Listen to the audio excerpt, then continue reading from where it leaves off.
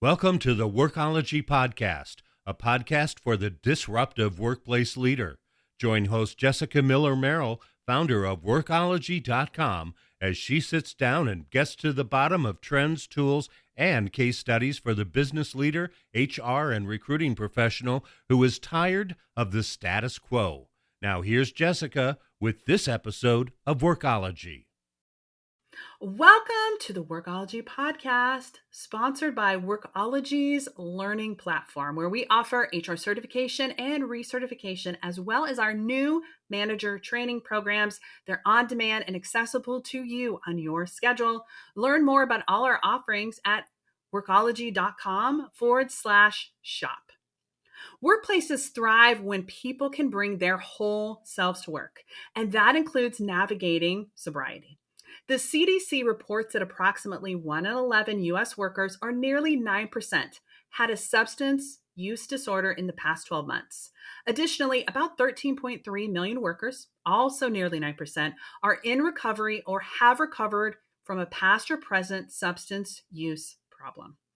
Supporting sobriety in the workplace isn't just about compliance or policy.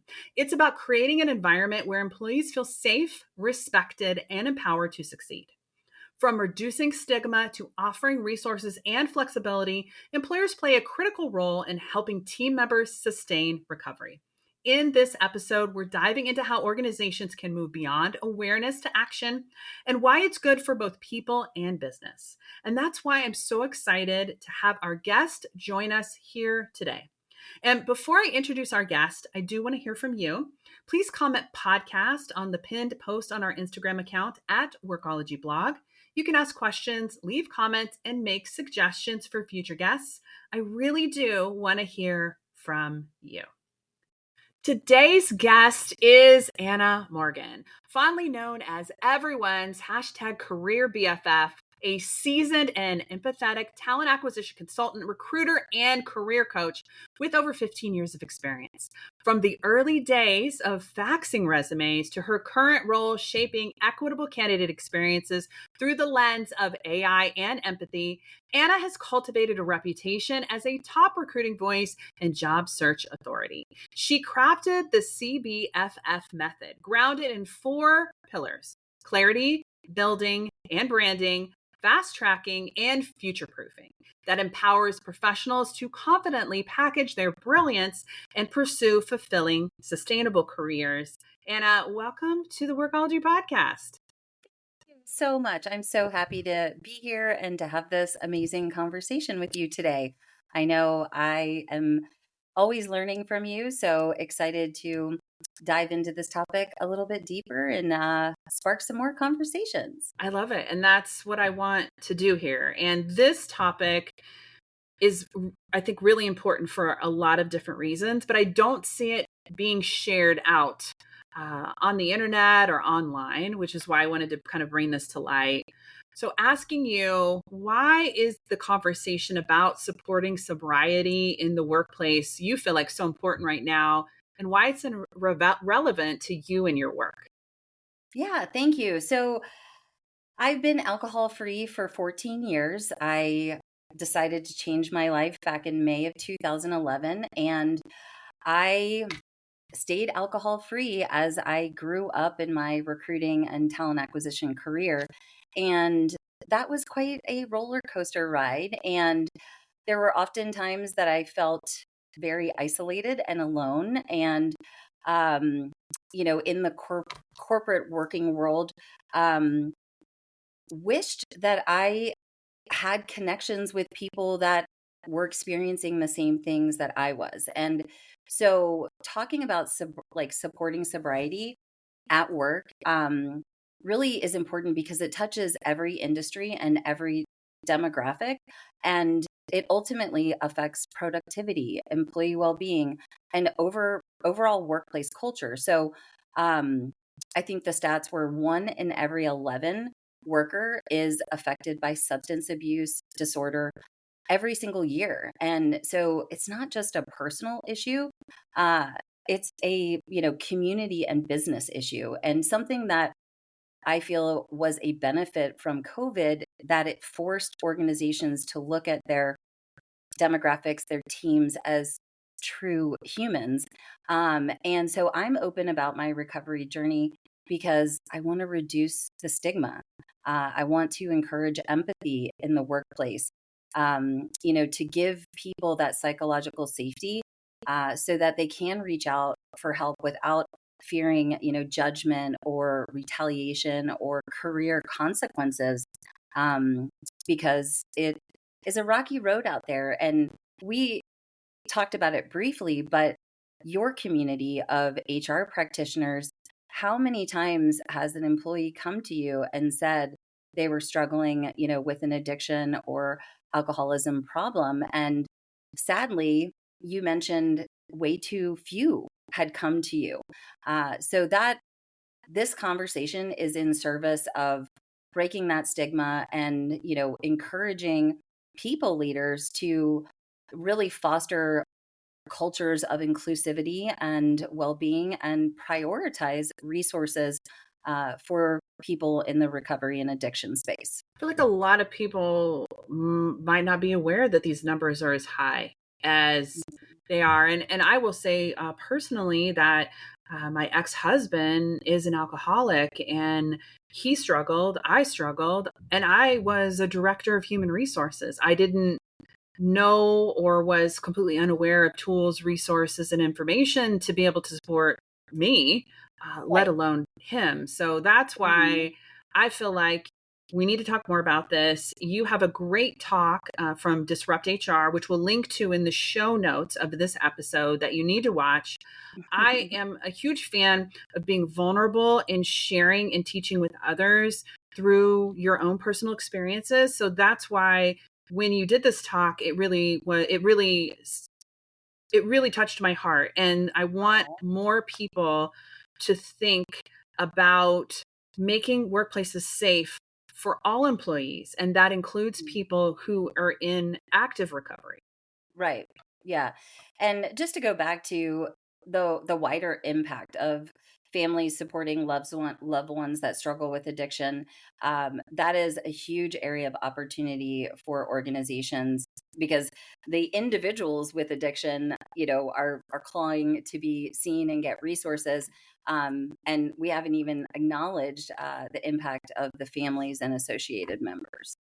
I talked about it in an earlier podcast with Sarah Harris, where we talked about EAPs and how we should be expanding those programs, because 6 EAP sessions is not enough. And I will say that that is absolutely true for me. The first therapist that I went to did not work for me. And I used 4 sessions of my EAP before I moved to another. And then after that time, I gave up.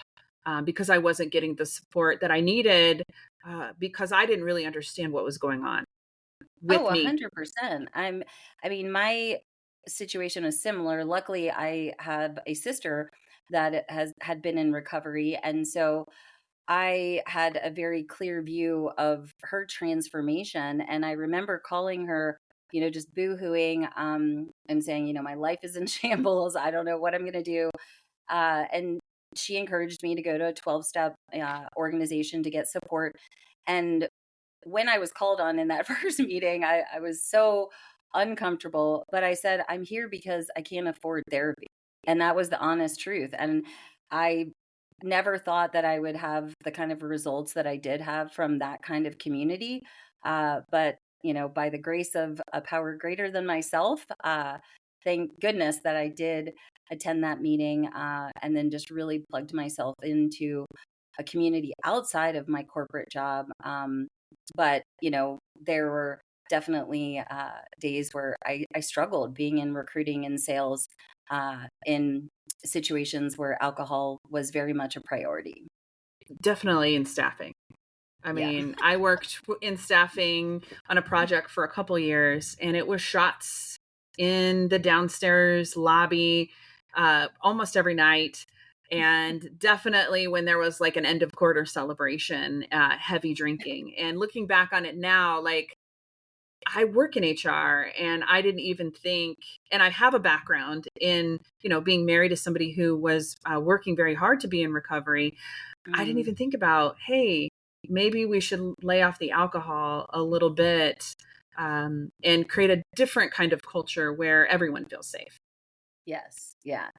Safety is key. And that ties right into psychological safety, which I know is a very broad topic among HR practitioners, but is really the foundation for trust, and I think crucial for employees that are navigating recovery. I feel like we need to talk more about psychological safety. It's something that isn't necessarily discussed in tandem with something like recovery from drugs and alcohol. How important is it? You mentioned meetings, you had maybe some support at work, but how important is that safety in helping ensure that you're able to navigate a regular workday so that you feel comfortable and safe to show up as yourself and function? I mean, the way I see psychological safety as it relates to recovery, again, it's creating a container where people feel safe enough to speak up about their wellness needs, including sobriety. So, they're more likely to speak up, participate in job related events and be more engaged if they know, leadership is embodying, similar philosophies. So, it's not, I think organizations are like, the door is always open, but it's actually about backing that up with, like I said, leadership behaviors, resources, and then shared understanding that, every person's story matters. And I know as a leader, sometimes that's hard if you have a big team and you're running lean, but without that sense of safety, recovery can feel isolating, and, valuable employees may hide and disengage. Just like I said in my talk, I was a top performer. I was well recognized and thought of. And, no one ever would have thought a high performer other than, standing next to me and having to smell the leftover Chardonnay from the night before. So um, it's, it has to be a priority. So again, they feel safe enough to disclose those struggles, seek support. And then the ripple effect of positive outcomes from, demonstrating that support will really fast track that potential or that employee into, you know, staying a long time, maybe getting promoted, uh, being a champion of recovery inclusive workplaces as well. Thank you for that. I wanted to ask you about if you notice any signs of maybe when a workplace isn't a safe place for sobriety. What do those look like? So maybe we can be like, is our workplace like that? And maybe we can think about making some changes. Yeah, I mean, I think if a company doesn't have clear EAP resources, if you're at events and there's not non-alcoholic options, um, if there aren't open conversations about wellness, mental health, those types of things, then that might be a reflection of a less inclusive workplace.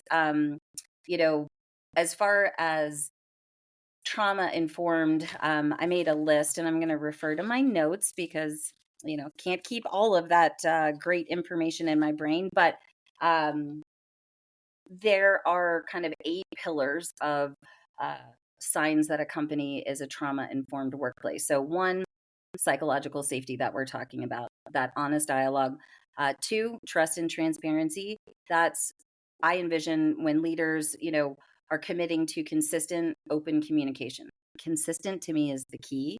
And that they address those concerns with integrity and empathy, and share decision making processes, and acknowledge different changes within the organization. The third is recognizing signs, which we were talking about.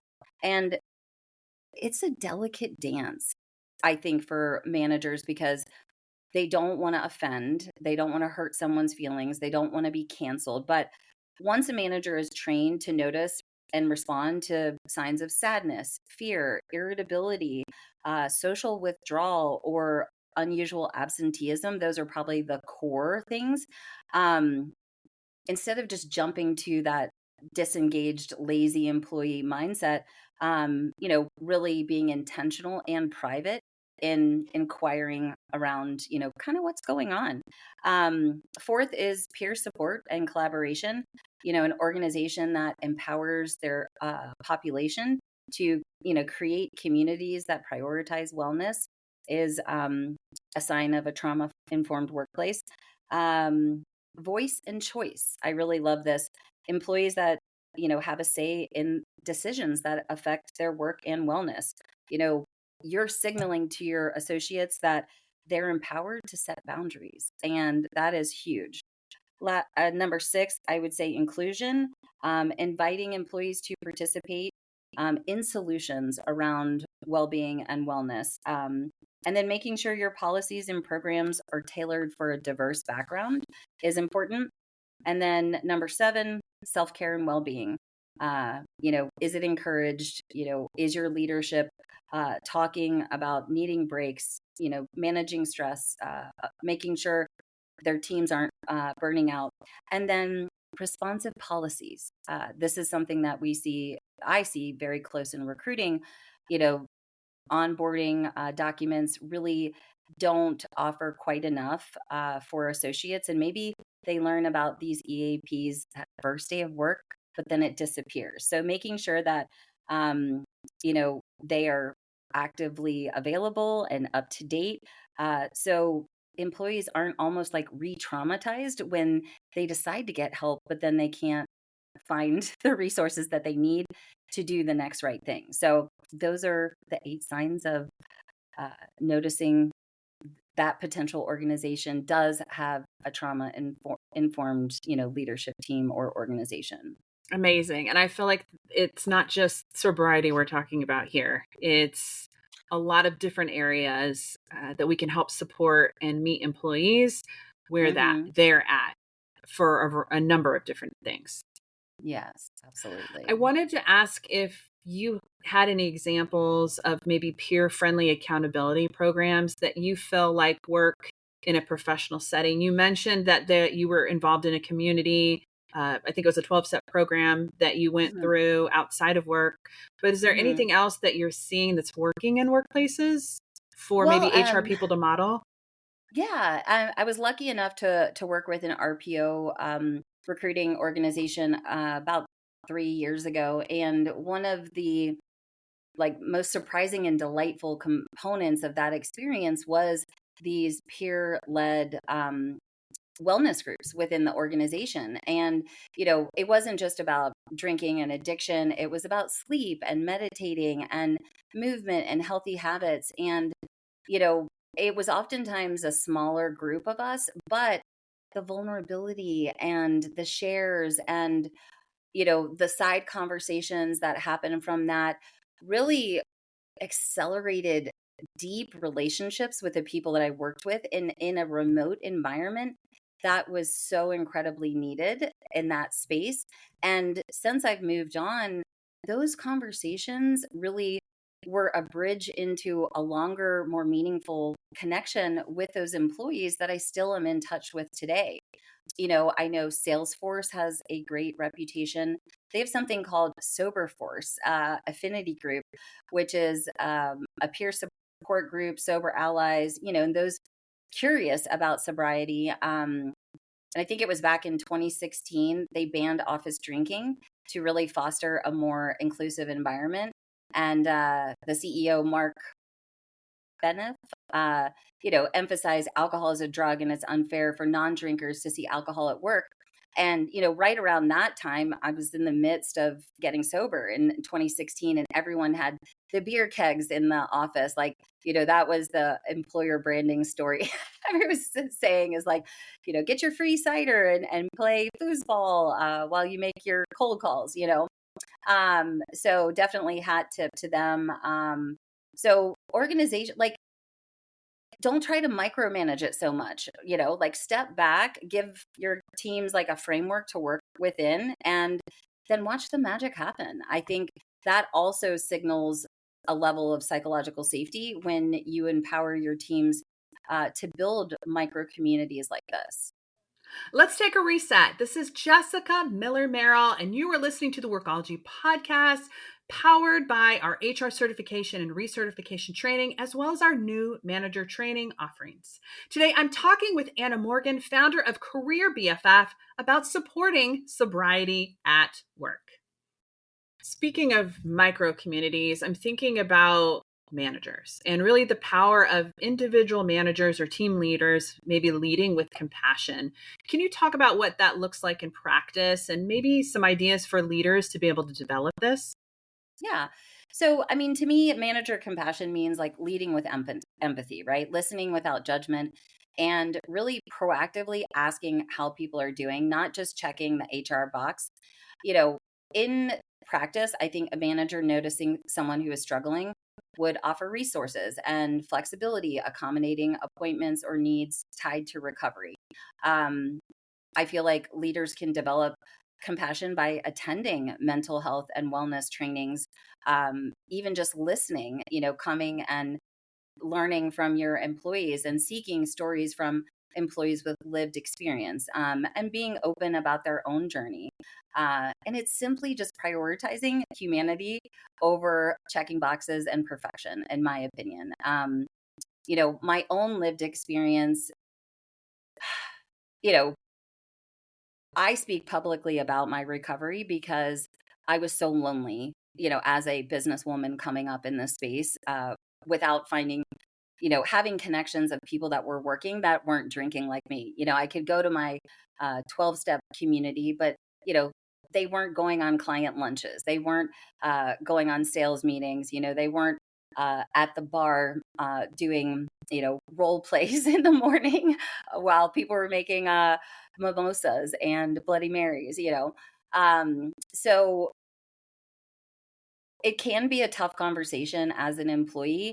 And if you're struggling with addiction or alcoholism in some way, do your research ahead of time. And it comes down to being like radically honest with yourself. And for me, I just had to come out and say, I don't drink. And I think you were impressed by that as well.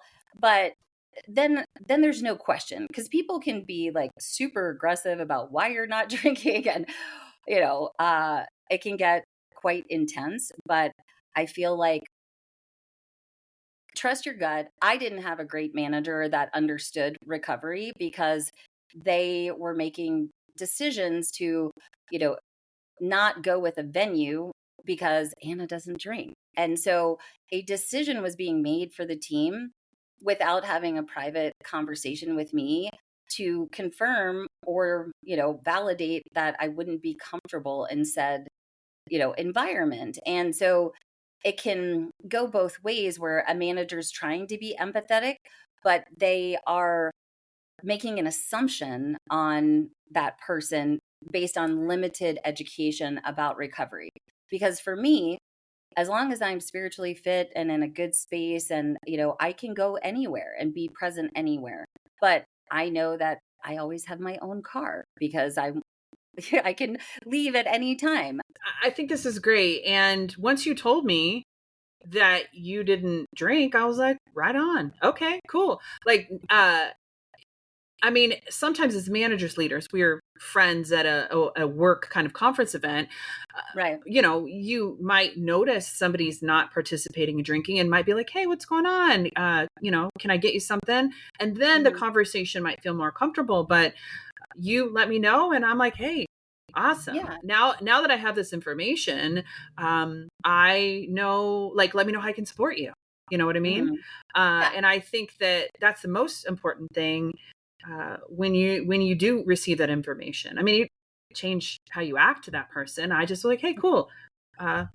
Good to know. Yeah. And it's like, the stigma around people that are an alcoholic, because, a lot of people just go to the extreme sense of, the person that's homeless in a tent under the bridge by the side of the highway, or living on the streets in New York. And, that is not the reality of addiction. It, looks many different ways. But I would say for employees, if they're going to talk to their managers, it's a delicate step. Make sure it's clear. I would say request like a private meeting and set the stage for confidentiality. I've even said to people like, hey, Jess, I need to have just a quick conversation with you, and I need to know that this chat has a level of anonymity to it, and what's shared here stays here, and kind of just get that acknowledgement. And then I would say, like, I love being a part of this team, and I'm so excited about offsite events, but is there any way that you could accommodate my participation in a different way? And that's framing it from a wellness and medical accommodation can help for people who might be really nervous about having this conversation. And then employees should also be ready to loop in HR for any guidance or documentation, for more serious situations, I would say. But all managers need better training around, trauma-informed workplaces, compassion, and really how to support, employees that are going through these life changes. So I have a small request. You can dive in a little bit deeper and then coordinate with your HR team, if you have one, or legal counsel, to understand, like, how do I support this employee and adhere to U.S. employment law if needed. Yeah. And that, like, for us being in HR and talent, is like, okay, sure, I can do that.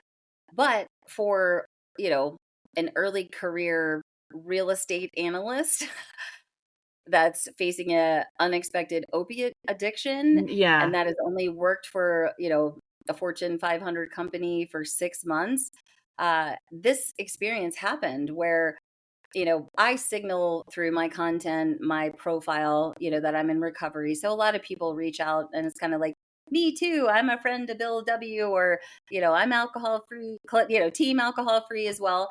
I get hundreds of different DMs and messages like that. But one of the most impactful was a candidate that I placed, and we build relationships as recruiters, and they're vulnerable conversations from the start because we're talking about money, about, what they're going to be doing 40 hours a week. And so we oftentimes get a front row seat to conversations around addiction, background, all of that as we're moving them through the offer.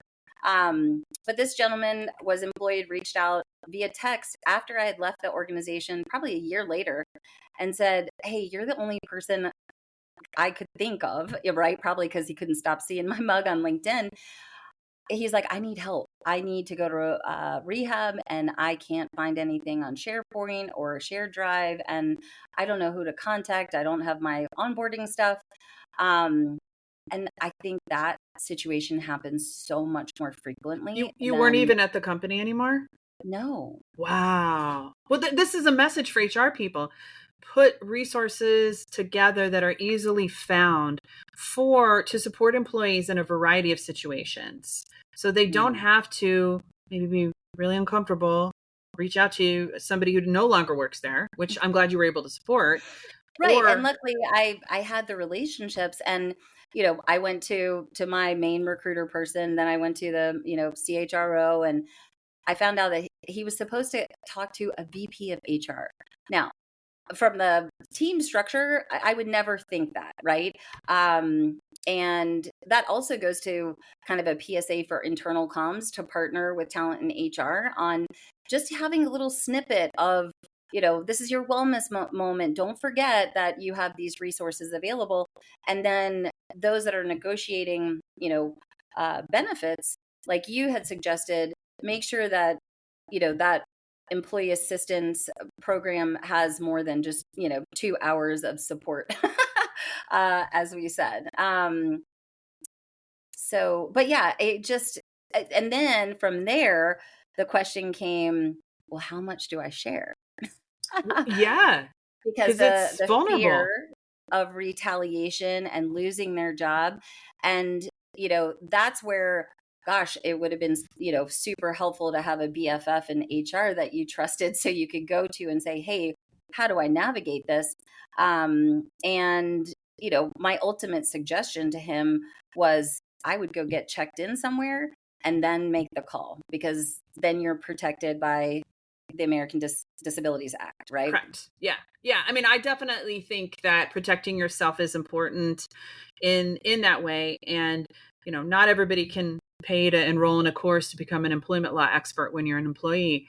But definitely checking in but then familiarizing yourself, if you can, with the Americans with Disabilities Act and the Family Medical Leave Act, because you are protected on leave if the company and you have met FMLA requirements. So that for 12 weeks, you could take off without pay, unless your company has that benefit or some sort of short-term disability things, that they won't terminate you or demote you because of your time off. Well, another question I want to make sure to ask is, are there any suggestions or things that maybe coworkers should do to try to support a colleague who is in active recovery, whether it's addiction or sobriety? How can we help you? Yeah, I mean, I think, again, it goes back to that story, like, oh, we can't go to there because Anna doesn't drink.